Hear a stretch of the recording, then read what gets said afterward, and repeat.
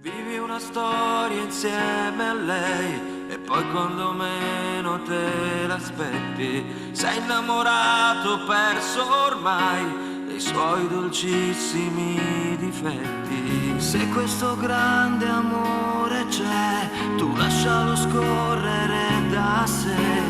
non vergognarti a dirle io vivo